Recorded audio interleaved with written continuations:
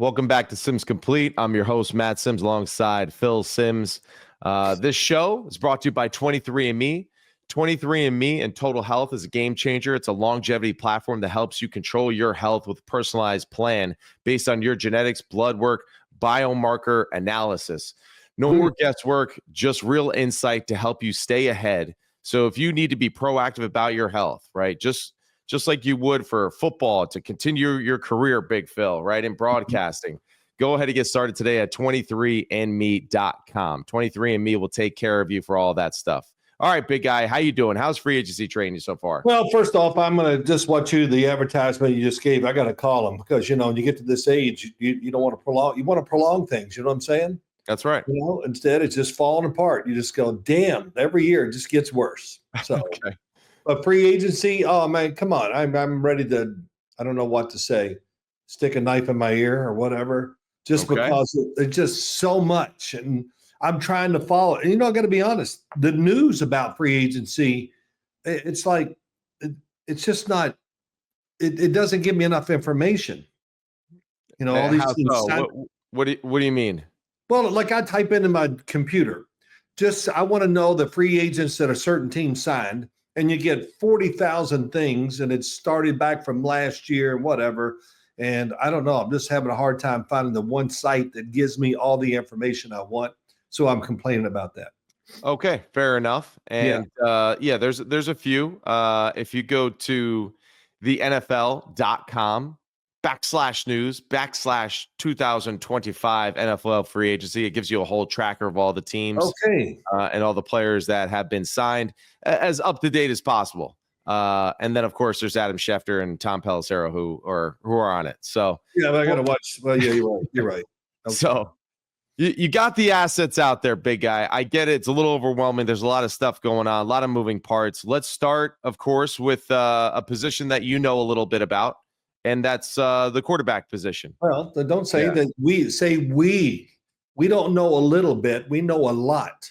So, I mean, the hell with this thing of being, no, just it's the truth. Deal with it, everybody. Okay. Yeah. Big Phil knows a lot, and I don't give a damn. So let me do this. Let's talk about, this is kind of off the radar of the free agency thing. Okay. Just a little bit about the combine. You want to do that first? Sure. You just did it. Let's go. Well, we could say, no, let's talk about this team and that team, which we'll get to real quick. It's too late. What do you want to talk about at the combine? Just what they do, these quarterbacks, what are they doing at this combine when they throw? One, I don't like how they kind of do it in many degrees. We won't get into all that. But what is it for? It's time to show them what you really got, the top end of it. So let's drop back like it's an NFL game instead of taking 7 seconds to take the drop, because we want to be careful and don't let the guy all this and throw the ball. Mm-hmm. Damn, okay. Oh, we want to see touch. No, I want to see throws. Okay. The NFL is about making 5, 6 really good throws every game. And now I want to see that from the quarterbacks. So, the drops, oh my gosh, it was slow motion by everybody. Get your ass back there, plant your feet. Oh, you don't want to have to wait a half a second. Give it a little hop and then rip it. And then when you throw these go balls, why does every ball have to be super high and all that? Look out there at the receiver, Matt, and go, hey, I'm going to throw a line drive, in between guys, whatever, let you know. And then just throw a 40, 50-yard line drive out there. Now, that'll impress people. And then we judge them, reading everything on the computer. And so-and-so wasn't that sharp. He missed 2 footballs down 50 yards down the field, and it wasn't quite on target. Oh, my God, please be quiet. So I don't know. The whole thing just come on. Let me see some more talent than they give them the opportunity to, and quit being so careful, quarterbacks. That's my whole thought. All right. So do you blame the NFL and how it's run, or do you blame the quarterbacks and the participants and how they display their skills? I blame the quarterbacks. Okay. Yeah. I mean, don't go in there and be so careful. God dang, it's like running the 40. Well, let's be really careful. I'm going to run a 4.8 instead of a 4.6 because I don't want them to show. Oh, come on. Okay. I don't know what to say.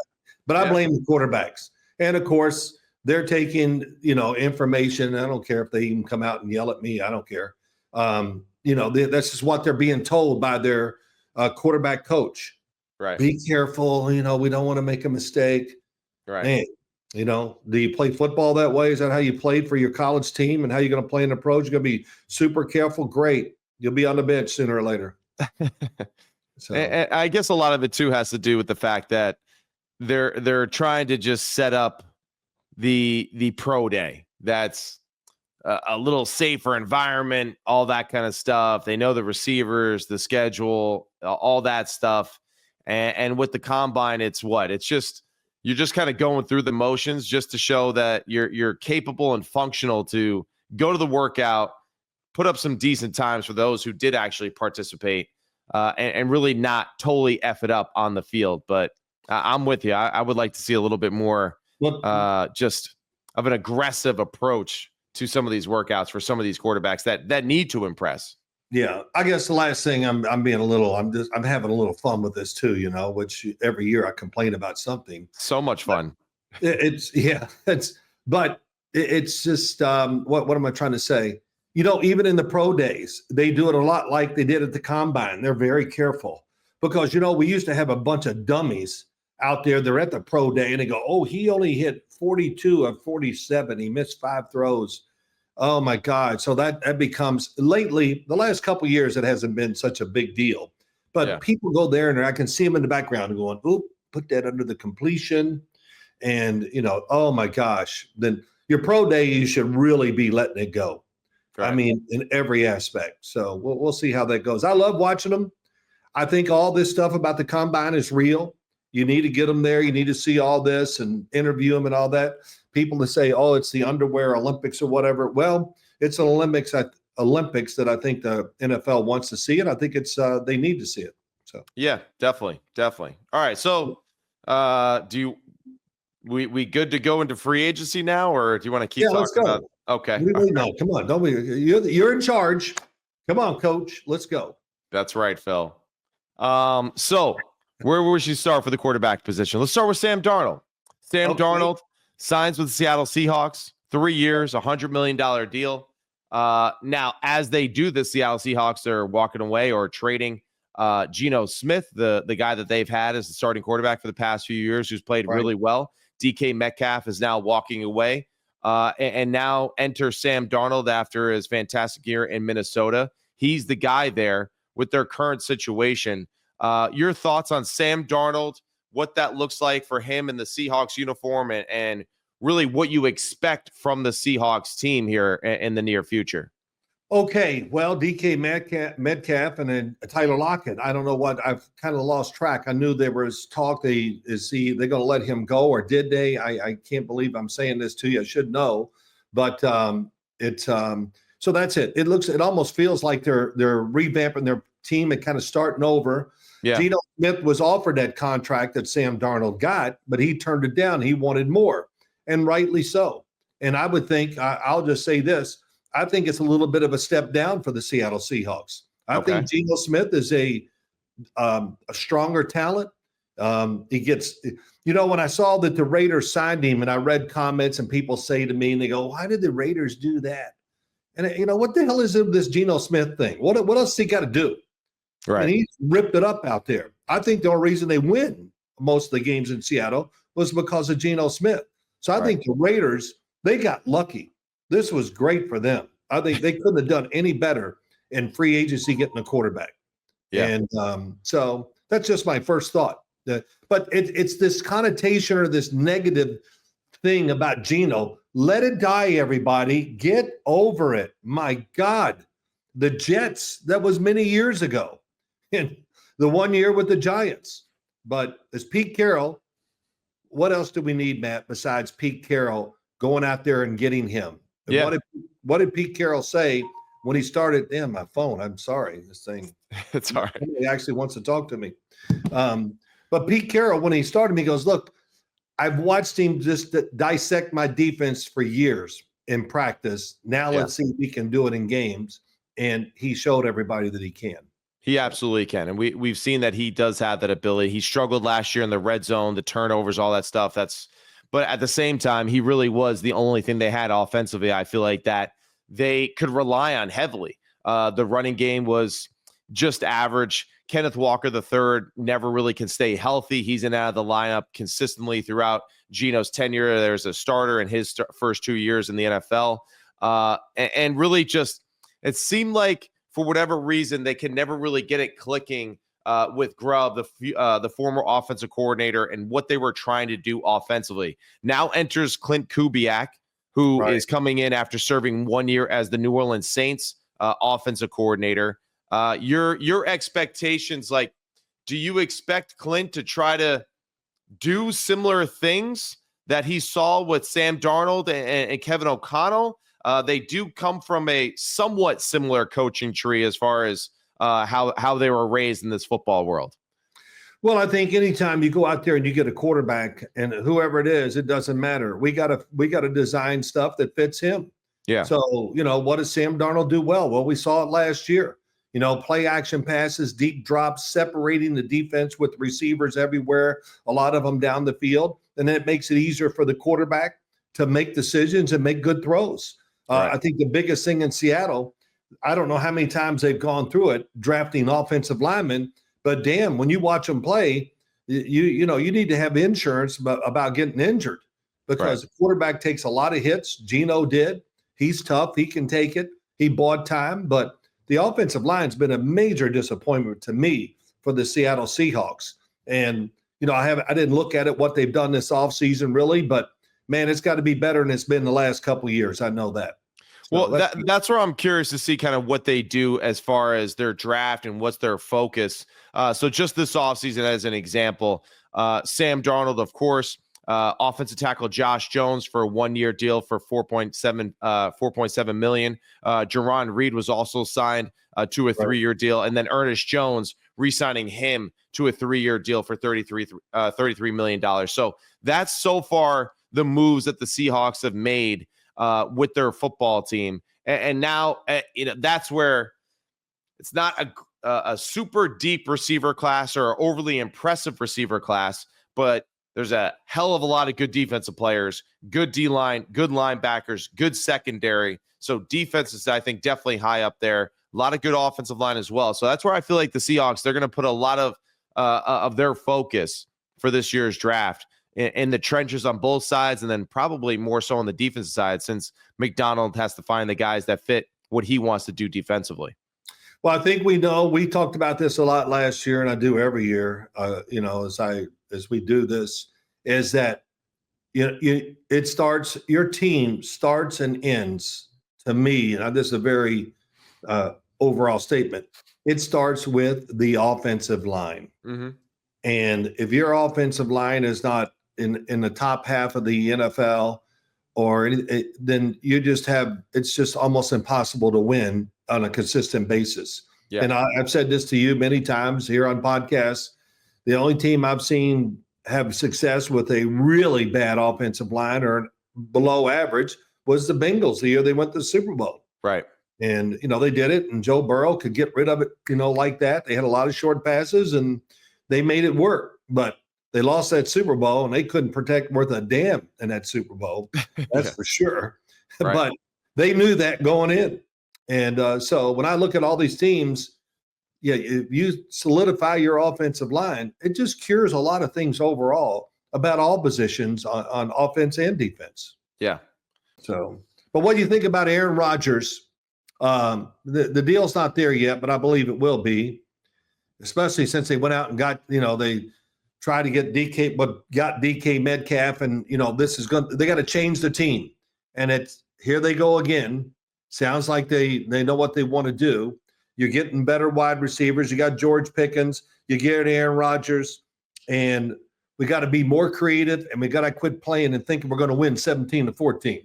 Well, I don't understand. Being more creative and getting Aaron Rodgers doesn't make any sense. Aaron Rodgers is going to come in and he's going to run the offense that he runs, and that's it. I don't see Aaron Rodgers coming in and being like, yeah, Arthur, let me hear about your offense and what you do well in your history. I don't know. That to me, this is a total disaster waiting to happen again. Oh. I really do. I think for Mike Tomlin, this is like, tread carefully, bro. Because if it doesn't work out, this really will be the reason why it ends in Pittsburgh. Yeah, So it could be, Matt, but I hear you. Arthur Smith, I keep going back to it. The offense I saw in Tennessee, I didn't like it. I loved it. Yeah. I liked everything about it, but they had the receivers then, when you got A.J. Brown and who was Corey Davis, you got two big, imposing wide receivers that really work out well on a play action offense. So, everybody knows the Steelers want to run it. And Ryan Tannehill was playing good football. He played really well. Of course, he was another one. He was never good enough because he threw an incompletion in the third quarter. But whatever. I know it's so bad.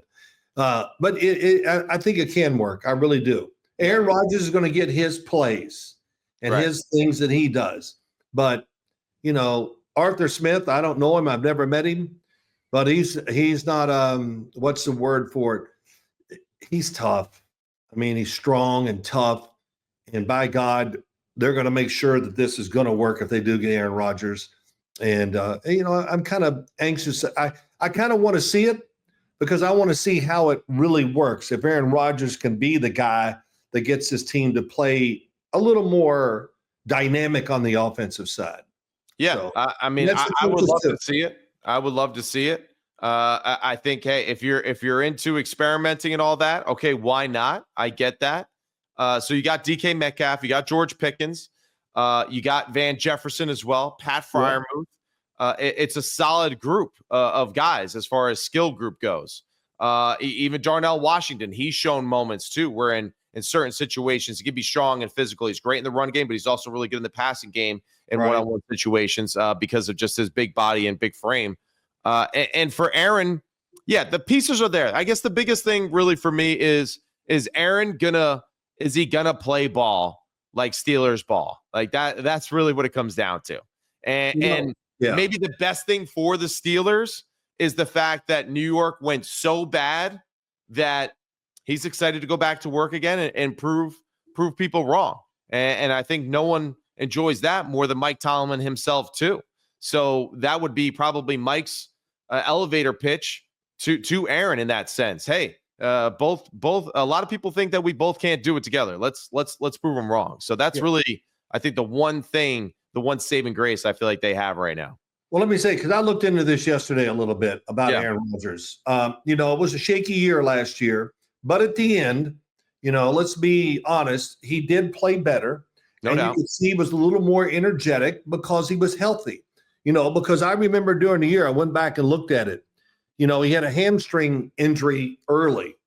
And, I don't think it was very good. He limped around and tried to play through it, which I'll give him credit. He played through some injuries. Then you remember they went over to London and they were playing Minnesota.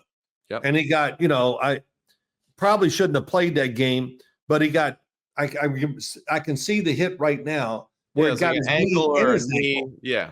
Got them both. Yeah. And he didn't miss a game again, so can he stay completely healthy to show the talent that he kind of showed in those last 4 or 5 games of the year? Right. And that's what I'm banking on. Yeah. I don't care who you are. When you have those type of injuries and you play, come on. At best, you're going to find a way to win a sloppy game. But you're not going to win it because you just outperformed the other team and with your arm and the whatever. So, as you know, playing hurt, it's part of the job, but don't expect the same results when you're playing hurt. And I think that's what I kind of see when I look at the Jets and what Aaron Rodgers did last year. Yeah, and partly I think one of the reasons why he played well at the end is because it was over. The pressure was off. There was nothing to lose anymore. They were playing bad football teams, and that's where it just I'm curious. I really am. I'm not going to say that it's a bad move. He's still a great football player. He's still got a tons of talent. That's an interesting meeting room to be in there with Mike Tomlin, DK Metcalf, George Pickens, and Aaron Rodgers. I mean, man, that is just that's quite a group to be in there as far as just personalities and how to make it go offensively and how to make it work. And add Arthur Smith in there too with that conversation. So I find it really interesting. I would love to see it. I'm just saying it could be the beginning of the end for Mike Tomlin in Pittsburgh, though. with Well, Pat man, move. he might think that himself and know it, but I don't think they care. It's like, hey, let's just do it. Let's go. Yeah, I hear you. You're And, right. Here's the other You gotta thing. do that. You got it. If you're a wide receiver in Pittsburgh, are you going to act up when Aaron Rodgers is quarterback? Well, if you do, you'll never see the damn ball. I mean, it didn't seem to have that problem in New York. I mean, Garrett Wilson was always having an issue with Aaron, and I think that's one of the main reasons why I think Garrett was subtly saying, "Hey, trade me," because it's just like, what are we doing here? Yeah, I know. I got you. But I don't know. It's a lot. It's fascinating. I'll tune in to watch and see how it goes. Right. And of course, if it goes well, I'll say that, yeah, I knew that all along. Yeah. Okay. Yeah. Well, that make you a good radio guy if you say that. That'll be great. That's right. That's right. This who said it? Was it Parcells or somebody said once? No, it was Al Davis. Said to me, "I listened to you up there in that booth. You got all the answers, don't you?" And I go, "Yeah, I pretty much do, since I get to be after the fact talk about it. So That's whatever." Right. Yeah, you did great today, Phil. Did I do great? Well, thanks, Coach. You did great. Skins. Off season has been pretty active, so we're gonna have some more stuff to talk about. I'm sure some fun things will happen here pretty soon. What do you got? Yeah, here's why I was going to say it earlier, but here's what's really got me is I'm looking at all the moves that we saw yesterday in this offseason. Yeah, and damn, it's the money. It's unbelievable. Yeah. Oh, this guy signed 3 years, $45 million, 32 of it guaranteed. I'm like, oh my God, I didn't even know he was still on a team. It's unbelievable. Yeah. It really is. Good for the players, and of course, good for the owners. And it's not stopping. Next year to be bigger. So the NFL, they just said, bring it on. Well, I think that's what took people by surprise regarding the Justin Fields situation, because they see such a large number for a guy who only started a handful of games and was never given a second opportunity to be the guy. Everyone's like, whoa, 30 million guaranteed, 40 total for this guy. Like, that doesn't make sense. But in reality, that's just crumbs compared to the other starting quarterbacks that he's going to be competing against for next year. So that's the interesting case of where the NFL is at and where it's going to continue to go. So that's it. All right, man. I'll talk to you later. Sims complete. That's all we got. We'll be back with more during this free agency pretty soon. I'm Matt Sims. He's Phil Sims. We'll see you later. All right, later.